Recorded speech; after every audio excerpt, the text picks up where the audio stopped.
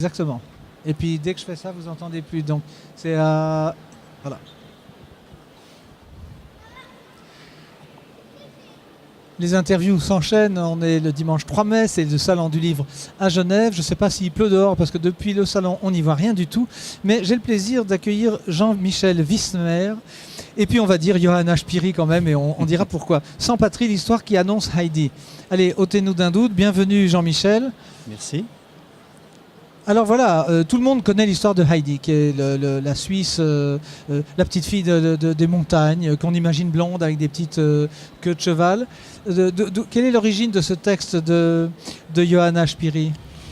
Voilà, alors mon idée, c'était de présenter aux gens quelque chose qu'ils ne connaissent pas, parce que Johanna Spyri, parfois on ne la connaît pas, et quand on la connaît, on sait qu'elle a écrit Heidi, et ça s'arrête là. Or, cette brave Zurichoise a écrit une 50aine de livres pour les jeunes, pour les enfants, pour les jeunes filles, pour les adultes. Et parmi ces livres, il y en a un qui m'a particulièrement intéressé, c'est Sans patrie, donc, qui est la traduction française du titre allemand. Et parce que j'ai écrit auparavant un bouquin qui s'appelait Enquête sur un mythe suisse qui a conquis le monde, c'est-à-dire un essai sur le mythe de Heidi. Et en travaillant là-dessus, j'ai découvert ce bouquin. Pour moi, c'est un petit bijou. Je suis d'autant plus à l'aise d'en parler que c'est pas moi qui l'ai écrit, donc je peux y aller. Et oui, alors dites-nous le mythe. Qu'est-ce qu'il incarne, le mythe ? Le mythe de Heidi ? Oui. Ah, bah c'est l'écologie avant l'heure, c'est la liberté, c'est les monts indépendants. C'est les monts indépendants, c'est la santé, c'est en fait tout ce qui fait un peu l'image de la montagne, de la vie dans la nature, si vous voulez. Oui. Alors, qu'est-ce que vous découvrez en allant puiser dans ce qu'a fait Johanna Spyri ? Et l'histoire qui annonce Heidi, c'est parce qu'il y a des sources, il y a des prolégomènes à la naissance de ce mythe ? Voilà, alors il faut voir que Spyri a commencé à écrire à peu près à la quarantaine. Elle a écrit des bouquins qui n'étaient pas encore, où il n'y avait pas encore forcément le label suisse, parce qu'après elle a fait beaucoup d'histoires qui se passaient toujours en Suisse. Mais dans ce livre-là, le paysage est planté. On est au Grison, comme dans Heidi. Il y a un petit couple de personnages comme Peter et Heidi. Et puis vous avez des voyages initiatiques. Heidi va à Francfort où elle souffre beaucoup. Ici, le petit personnage va en Italie. C'est un rapport entre l'Italie et la Suisse. Et tous les personnages emblématiques de Spyri se retrouvent déjà ici. La grand-mère qui est toujours très dévote. Il y a les handicapés, parce que Spyri, son papa était psychiatre et médecin. Il s'occupait d'handicapés. Donc tout ça est en train d'être mis en place. C'est bien écrit, c'est beau, là c'est la traduction d'origine du 19e siècle. Et moi j'ai trouvé que ça valait le coup de faire connaître aux gens ce texte qui est finalement très peu connu. À une époque de consoles, de jeux électroniques, est-ce que la jeunesse est aussi sensible à Heidi que nous y étions, nous, sensibles du temps de notre jeunesse ? Alors c'est une question que je me suis posée en écrivant l'essai précédent, c'est-à-dire que, au fond, je vais répondre oui, parce que les éditions de Heidi, il y en a presque chaque année. C'est republié, réédité, alors soit dans des versions raccourcies pour les enfants, soit dans des éditions nouvelles traductions ou traductions d'origine.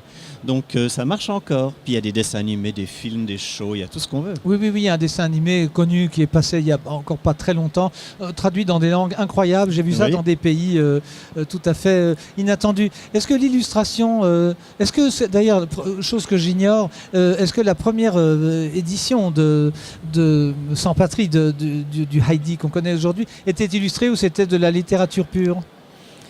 Alors, il y avait en général quelques illustrations, mais pas autant que ça. On n'est pas à une époque où finalement, comme aujourd'hui, où on met beaucoup d'illustrations pour les enfants. Et puis on coupe les textes. Oui. Ouais. Tandis qu'à l'époque, on est au tout début des livres illustrés. Ça va prendre une ampleur de plus en plus importante. On rappelle la date de la première parution ? 1880 pour Heidi, 78 pour Sans patrie. Oui, c'est à peine 8 ans après l'école obligatoire pour les enfants. Voilà. L'impression n'est pas ce qu'elle était aujourd'hui. Vous avez des versions que vous préférez, indépendamment du texte d'origine dont vous aviez dit que c'était l'édition qui était dans cet ouvrage. Est-ce que vous pensez que les illustrateurs du monde entier, sensibles au mythe, ont bien interprété qui était le personnage qui sont la petite fille principalement. Alors oui et non, parce que vous avez parlé d'une petite blonde à tresses. Oui. Or, c'est une petite brune aux cheveux crépus. Absolument. Vous voyez, alors on commence déjà maintenant. Les produits dérivés sont emparés de la petite fille.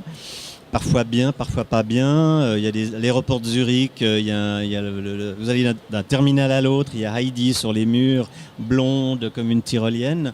Donc on continue à s'amuser à la réinterpréter un petit peu dans tous les sens. Le fameux dessin animé japonais, parce que en fait je reviens du Japon, mon livre sur l'essai intérieur a été traduit en japonais.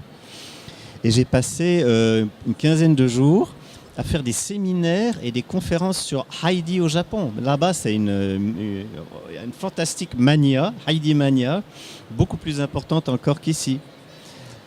Il y a un petit silence parce qu'on va saluer mon fils cadet qui vit au Japon et j'y serai dans 2 mois et demi. Je tâcherai de trouver une version récente. Dites-moi, concernant précisément le Japon ou ces autres pays, le Japon a été sensible au mythe de Heidi, mais on sait que les Japonais et les Suisses ont des points en commun. Absolument. Je ne vous ferai pas une injure en le soulignant, mais est-ce que vous avez pu maîtriser la précision de la traduction en japonais? Qui avez-vous trouvé qui vous a dit c'est bon? Parce qu'on connaît leurs 3 orthographes et leur façon d'écrire. Vous avez la certitude que c'est bon? Je serais bien prétentieux en disant oui, puisque je ne domine absolument pas le japonais. Le projet, il est né ici même, il y a une année. Le Japon était l'invité d'honneur du salon. Bien sûr.